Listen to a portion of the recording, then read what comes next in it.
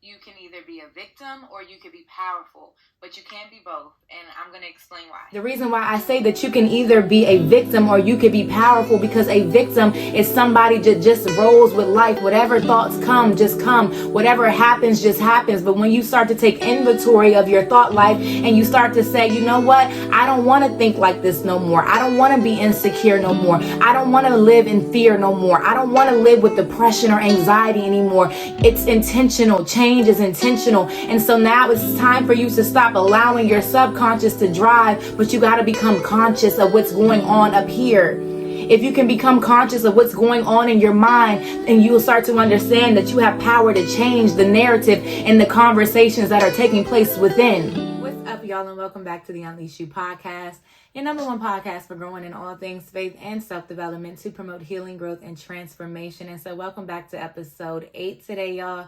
I want to talk to you guys, like I had said in the intro. You can either be powerful or you can be a victim, but you really can't be both. And here, I'm about to explain to you why. So I know that I told you guys at the start of this podcast and at the start of this new year that all 2023 we were getting out of God's way. Well, currently I am going through such a season and a moment of divine awakening. And y'all, this process has been so surreal. I am literally seeing God break off chains in my life. I'm seeing him remove mountains that have been in my way for God knows how long. And so at the start of this podcast, when I said all 2023 we're getting out of God's way, I really didn't know what that was going to look like. I remember saying that a lot of people, when they go into the new year, they have a set of goals of which they want to accomplish. I didn't know any of that. I just knew that I wanted to take responsibility for my own life. I wanted to stop repeating cycles, and I really wanted to commit and finally walk in obedience to what God has been placing on my heart for so long now. I mean, like over a year now, where God is just showing me like it was time for me to enter a season of just me and him so that we can do some things and so that some supernatural manifestations happen on the inside, which we always know is going to overflow outwardly. But first it has to take place inwardly. And so, yeah, I'm like, okay, I'm done. I'm getting out of your way. I'm really going to commit to this season. As I told you guys, I went through a breakup in November, and just being able to process and release that and finally get to the place where I'm sitting alone with God like I knew I should have been. Even before I said yes to being a girlfriend again, there was something on the inside of me that knew that this was out of order. Before I could be a girlfriend again, I had to be alone with God because I had to get the correct perspective of who I was, and I needed the correct identity, because before I could be good enough for anybody else, I had to learn how to be good enough for me. And so I knew that this was a step in the journey of my becoming that I couldn't run from, but I had ran from for so long because sitting with myself was uncomfortable. And so stepping into 2023 and me not knowing what this is going to look like, I literally feel like I stepped into the unknown. I stepped into like a pit of darkness, and I had no idea what was going to wait for me on the other side. I just had to have faith that God's word is true, that all things will work together for my good. And if he's called me to a thing, it's because that there's something that I need in order to help advance me to where it is that God is taking me. And so I just walked into it blindly, y'all. I have been sitting with myself. I have finally stopped the cycle of, because how many of y'all know the enemy is so strategic? Like, I mean, one man might come and then you're like, okay, well, that didn't happen out the way that it was supposed to. And then the next man will come and, you know, it's going well till it's not, but it's still happening in the same results. And so somebody told me, if you're really serious, Krista, even when the men come, you're going to have to be 10 toes about what you're saying that you actually want in this season. And that's for you to develop a true and intimate relationship with yourself, because I got a relationship with God, but I needed a intimate and personal relationship with myself where I could build up the self-confidence and I can understand my own worth and stop looking for outside validation to prove to me or make me feel complete. No, I got to be whole for me before I can be whole for anybody else. And so, yeah, I've been sitting with myself. And like I said, I didn't know what this process was going to look like. But when I tell you, it was one of the best decisions that I have ever made. And I am so happy that I have finally, I don't even know why I ran from it for so long. I spent over a year running from it, wanting to fill the voids and the spaces with other people, with friends, and just always doing everything but spending time with myself. And it's not even the best thing ever because it's not painful, because it hasn't cost me some things, because sometimes I'm not laying on the bed crying. It's been the best because even through all of that, I'm processing, I'm analyzing, I'm accepting, and then I'm releasing. And in the process, I'm taking back my power. I'm no longer a victim to life, but I'm understanding that I can be a student to life, and I'm gaining the lessons, and it's building up my identity, and I'm starting to understand the power that I actually possess. And so this season, it was necessary. You feel what I'm saying? And so, yeah. Ooh, I feel like I just said a mouthful. But yes, y'all, this season has been so necessary for me. And I can definitely say the reason why I was so scared to sit with myself, because how many of us know that the battlefield happens within the mind? That the biggest war that you'll ever face is the one that goes on in your mind between yourself. We can be our own worst critics. And if the voices continue to go unchecked, then we will continue to walk around the same mountains and the same hilltops and going through the same things, experiencing life the same way, allowing fear and insecurity and inadequacy and doubt to continue to plague our lives and continue to rob us and steal us with the inheritance that God has given us, which is the power. We have all power to tread over serpents, into every principality, every demonic force in darkness that tries to set itself up against us. We actually carry that power within us, but so many of us don't know or recognize the power down with us because we have been bombarded with nothing but negativity in our own mind. And so I didn't want to sit with myself because I'm like, there's a war going on in my mind. And it's like a negative cycle and a negative loop. It's like these same, when I actually paid attention to it and I no longer was operating on a subconscious level, because how many of you guys know that most times, most people, they live from their subconscious mind? And what God was showing me, that I needed you to sit with yourself, because I needed you to go from a place where you were operating from a subconscious level to now a conscious state. Because when you are at a conscious state, it's not that something is going to change overnight, but now you have the awareness of a thing. And when you have the awareness of a thing, you have choices. And so when I talk about subconscious, I talk about how a lot of times the mindset that we carry, the thoughts that we have towards ourselves and the life around us, it's something that has been embedded into us for years and years and years. For something to be subconscious, it has to be something that's automatic. It doesn't take much thought. It's something that we do out of habit. And so I think about when you first had to learn how to drive a car. You are operating from a conscious state when you're learning how to drive a car, because it's not something that is familiar to you. It's something that you're learning. And so you're having to think about this thing. You're having to actually go ahead and try. But as you continue to drive and as you continue to learn what you're doing, eventually it shifts over into your subconscious. That's why a lot of times we could be driving and we just look up and we're home. And we're like, I just was in a whole deep conversation. I was on my phone, I didn't even think about how the heck I just got home. But when I look up, I'm at home, because you were operating from your subconscious mind. And that's the same thing that happens. And so there was a war going on in my mind, because there was a war after my perspective. The enemy didn't want me to catch the perspective and the revelation of who I am, because if I caught the revelation of who I am, then I was going to catch the revelation of the God that I serve. And if I connected those two pieces together, what we can do in this earth, there's no limits. There's no limits, because when you understand kingdom, the reason why I said that all I knew in this season, I didn't have no goals. I just knew that I wanted to seek first the kingdom of heaven and see all else that would be added unto me, is because when I understand kingdom perspective and kingdom truths, then I will start to understand that I am a foreigner in this land. Like, I'm here, I'm in this world, but I'm not of this world, because my citizenship is in heaven. My citizenship belongs to the kingdom. And in the kingdom,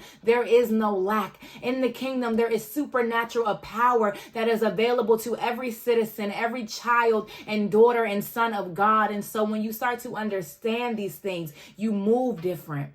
And your mind starts to be renewed in this truth. And how many of y'all know, wherever the mind goes, everything else has to follow? As a man thinks in his heart, so is he. And the reason for that is because by nature, we are energy. And so whatever energy we are putting out with our thoughts, Whatever energy we are thinking and consistently feeding on, that's the same energy that's coming back to us. And so when I was vibrating on a level and a frequency of fear, of shame and insecurities, I was attracting more experiences into my life that was going to validate the thoughts and the feelings that I was having. It might be unfair, but it's just the way the world works. And so this is why God says that I need to renew your mind, but you have to sit with him long enough so that you can understand what is going on in your mind. The reason why I say that you can either be a victim or you could be powerful, because a victim is somebody that just rolls with life. Whatever thoughts come, just come. Whatever happens, just happens. But when you start to take inventory of your thought life and you start to say, you know what? I don't want to think like this no more. I don't want to be insecure no more. I don't want to live in fear no more. I don't want to live with depression or anxiety anymore. It's intentional. Change is intentional. And so now it's time for you to stop allowing your subconscious to drive, but you got to become conscious of what's going on up here. If you can become conscious of what's going on in your mind, and you will start to understand that you have power to change the narrative and the conversations that are taking place within.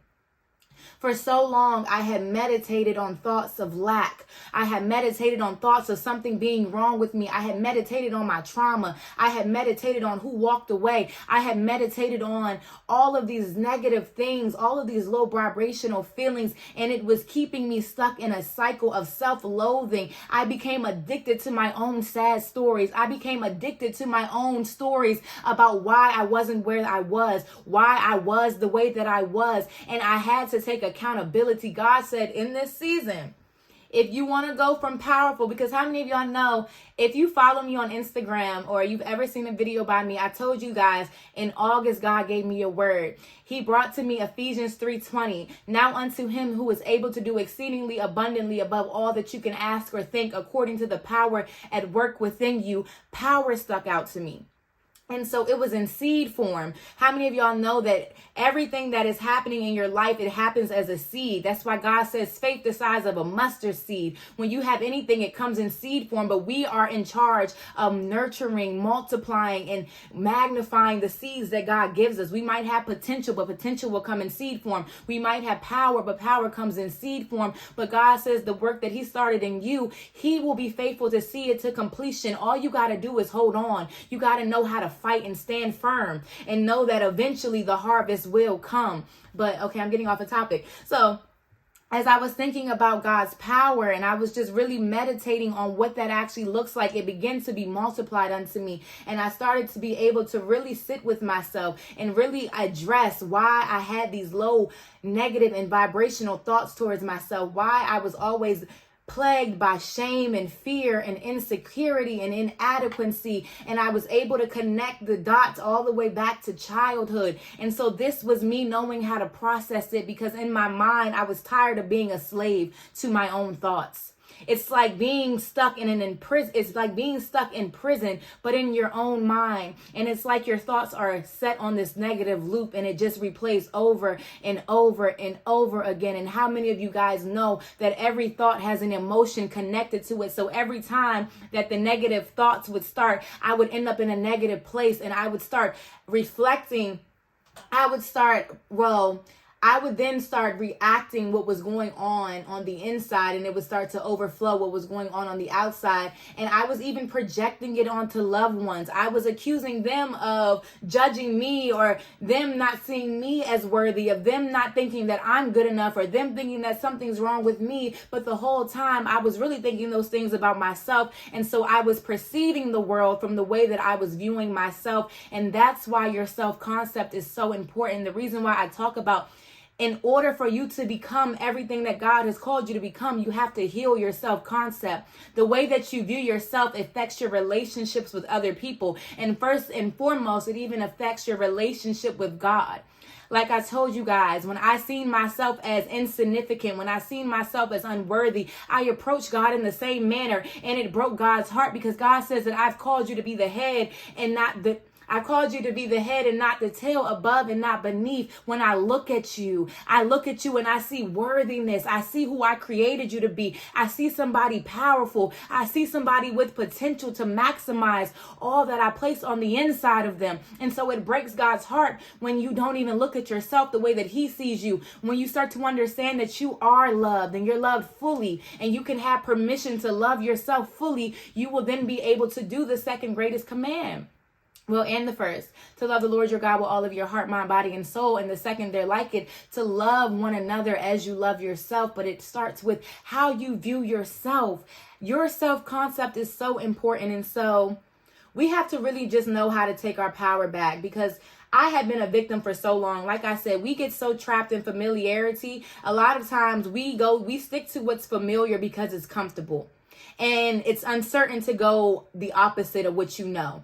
And so a lot of us don't want to step into the uncertainty, because a lot of us don't know if there's anything better than what we have received. And so we become so addicted to our pain. We become so addicted to our abusers. We become so addicted to what we went through in the past that we hold on to it, afraid of what's in the unknown. But how many of you guys truly say that you believe God, and you believe that all things work together, and that what's in front of you is greater than what's behind you, but you'll never know if you continue to hold on? That's why I dropped the video, don't look back, because when you release it, it needs to stay gone. A lot of times we release it, but then we go back and pick it back up and we say, you know what? I want to give it another try. But in order for you to become and do something you've never done, or be somebody you've never been, you got to be willing to do things that you've never done before. And that is releasing your past and releasing yourself to what was, so that you can step into what is. And so in this season, like I said, I've been facing the woman in the mirror. I've been processing these feelings. There are times when I'm literally on my bed and I'm crying.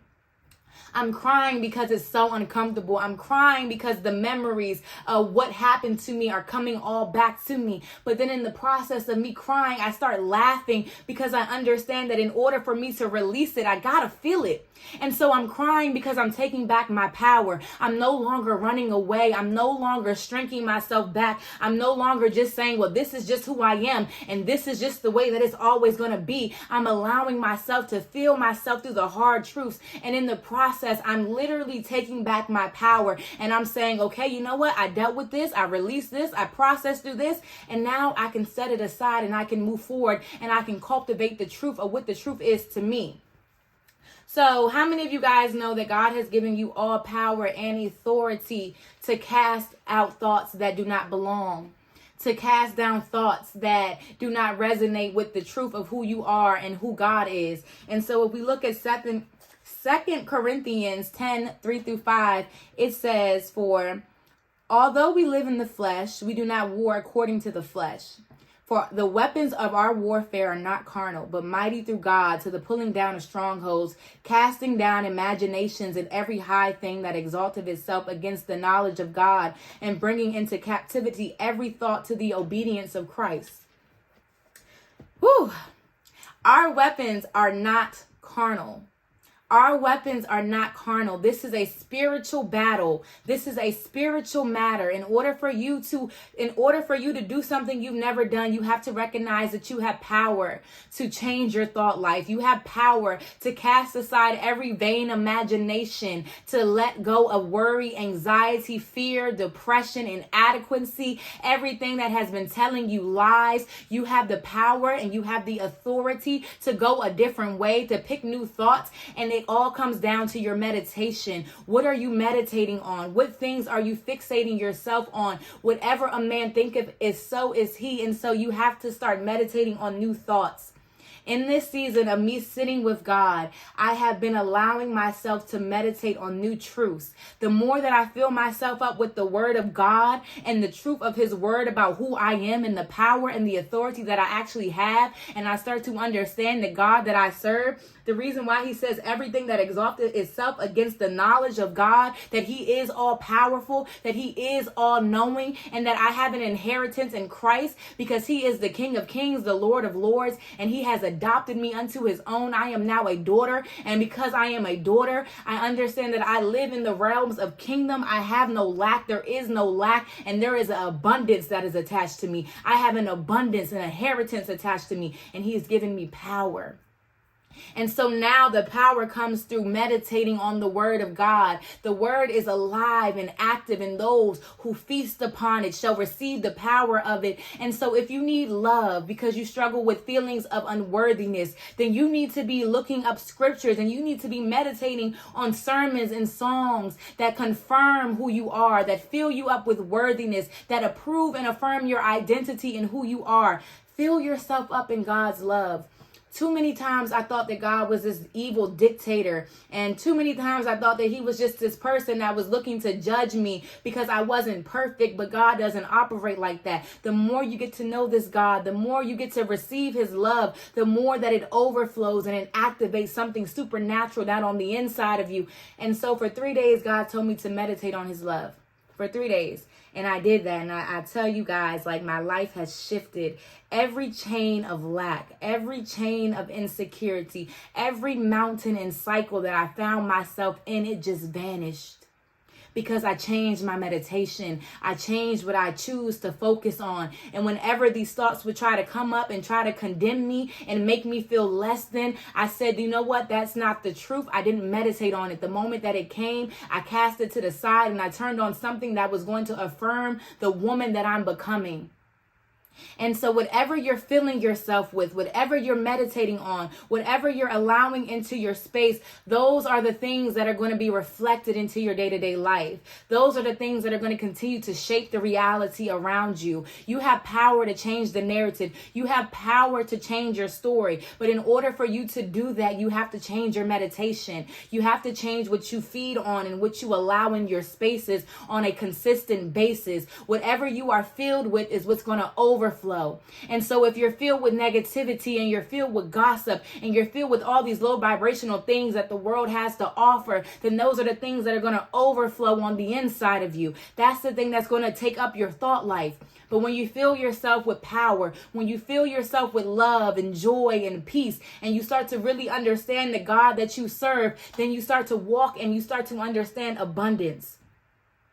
Abundance is our inheritance, and we are worthy because Christ purchased us, not because, he was just like, he felt bad for us, but because he's seen us as somebody who is worthy to walk with him. And so he even laid his life down for us so that we would have the ability to walk with him in an intimate and personal way in this season. Do you hear what I'm saying? All right. Yeah, I want to read to you. This one really blessed me. 1 Peter 1:6-7, and it says, if you rejoice in this, even though for now, a short time if necessary, you suffer grief in various trials, so that the proven character of your faith, more valuable than gold, though perishable, is refined by fire, may result in praise, glory, and honor at the revelation of Jesus Christ. Some of us have been going through some things. As I've been sitting with God, a lot of things have been coming to the surface. It's like how he said, the fire. He says that we are being refined by fire. How many of you guys know when gold goes through fire, all of the impurities come to the surface? And what God was showing me, because in this season of me sitting alone with myself, it feels like all the bad habits, all of the traits that I try to leave behind me was being magnified. And I'm like, God, why am I feeling this on such a deep level? Why am I going through all of this suffering right now? And God showed me, he said, stick with it. Stick with it, sit with it, sit with it, sit with it, because I have to bring it to the surface, because I got to remove it. And in order for me to remove it, I have to first show you what's still there. Okay, he had to show me what was still there in order for him to remove it by his power. And so as I started to realize what was still there, I began to make peace with it. I started to realize how that was no longer going to be a part of my story, but I understand that God was going to bring me out. And so now I'm singing a new song, a new testimony that God has delivered me from the shackles and the chains of insecurity, of the chains of inadequacy, of the chains of fear of failure. And I'm starting to understand that I can't fail because God is within me. It's on my wall. God is within her. She will not fail. I can't fail. I can't lose on the winning team. I can't lose when I'm backed up by heaven. If I'm living in kingdom, I understand that there are legions of angels that surround me at all times that will fight on my behalf. I can't lose when I'm operating with the King of all kings. Do you get what I'm saying? And so God says all of these things, all of the pressing, all of the molding, all of the shaking, all the things that you had to go through, all of that was building up your character, because the levels that God has for you, where he wants to take you, you have to know how to withstand. You have to know how to fight. You have to know where your help comes from. You got to know how to leave things in God's hand. You got to know who your identity is, so it doesn't matter what anybody else says about you. You're already reaffirmed by the King of Kings. I don't need nobody to tell me who I am. I understand who I am because of my Father in heaven. I don't need outside validation. I'm now validated within. That's why I had to sit alone in this season. And that's why I'm so happy that I did, because y'all, I was tired of being a prisoner of my own mind, meditating on all of these low vibrational thoughts. I just knew that there had to be more than life to this. I just knew that eventually the walls had to break, and I didn't even know how it was going to break. But the more that I stuck to it, my only rule in this thing is no matter what happens in this walk, don't give up. Don't give up. Psalms 37 verse 3-4 says, trust in the Lord, do what is good, dwell in the land, live securely, and take delight in the Lord, and he will give you the desires of your heart. All right, that wasn't the one that I wanted to read, but that's a really good one. The one I wanted to read was Galatians 6:9, and it says, let us not grow weary in well-doing, for in due season we will reap if we do not give up. So my number one thing in this, and I've been in this walk now intentionally for 4 years, and it has been it has not been a walk in the park, none at all. Like, this walk, it requires intentionality. It requires us to make a choice every single day what we're going to choose. Are we going to choose to meditate on thoughts of lack? Are we going to choose to do the things that we don't want to do? Or are we going to actually make a conscious decision to do what's uncomfortable until it's comfortable, the things that we know are going to bring us results? That's why I said that in this season, we got to learn how to be disciplined, even when we feel the resistance, even when we don't want to be disciplined, because we understand that in doing well and doing the good things, eventually, if we faint not, we will reap a harvest. And so every day that I'm getting up and I'm doing the hard things that don't come naturally to me, eventually, like how anything, like I talked about the subconscious and the conscious mind, if I do it enough times, eventually it will become embedded into my DNA. It will become a way of life and an identity for me. And so I'm not doing anything that's outside of me now. It's now becoming a part of me, if that makes sense.